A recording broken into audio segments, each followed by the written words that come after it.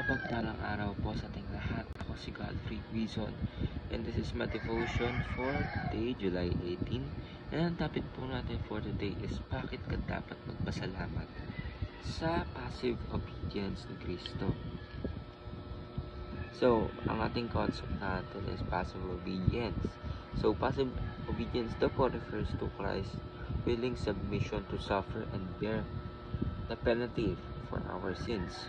It does not imply inactivity, but rather his humble acceptance of the Father's will, enduring the curse of the law, the wrath of God, and ultimately death on the cross. Christ's passive obedience is one half of his redemptive work, the other being his active obedience, his perfect life under the law. Through his suffering and death, Jesus fully paid for our sins, satisfying divine justice and securing our forgiveness. His obedience unto death is our eternal hope. So, tayong mga tao is we are saved by our Lord and Savior Jesus Christ dahil sa kanyang passive obedience, yung kalahati. Sabihin nga po kasi ng passive obedience is yung hindi mo paglaban or yung kahit na hindi ka nakagawa ng mali, pinersecute ka pa rin.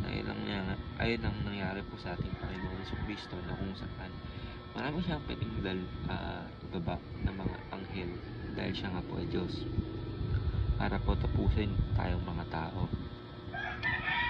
And alam naman po natin na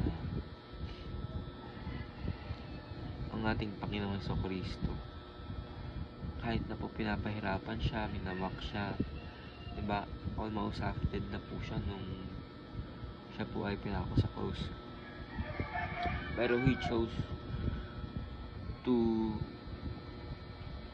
do yung kaloob, yung will ng ating Panginoon, diba? Kung hindi siguro naging passive yung ating Panginoon sa Kristo, wala na tayo ngayon, diba? So, ating scripture for today is Isaiah chapter 53 verse 5. But he was pierced for our transgressions, he was crushed for our iniquities. The punishment that brought us peace was on him, and by his wounds we are healed. Ating teaching naman po for today is Christ's passive obedience means he suffered and died on our behalf. Sabihin, talagang ang ating Panginoon sa Kristo, namatay siya para sa atin, and he chose to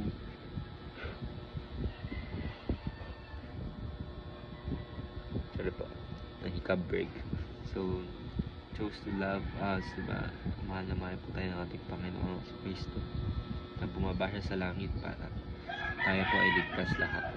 So, second teaching naman po is Christ's active obedience means he had fully obeyed all God's requirements on our behalf, and Christ's passive and active obedience made us both acquitted and holy dahil sa ginawa po ng ating Panginoon sa Kristo sa pagsunod sa batas, sa law, sa kanyang pagkabuhay ay tayo pong mga tao ay nagkaroon ng pag-asa na makapunta po sa heaven, and ibigyan po tayo ng grace ng ating Panginoon kung saan hindi po natin deserve lahat ito, pero binibigay niya po rin po sa atin, at masaya po niya binigay po ito sa atin. So, ako po si Godfrey Quizon and this is my devotion for today, July 18. Sana po ay maraming katutunan.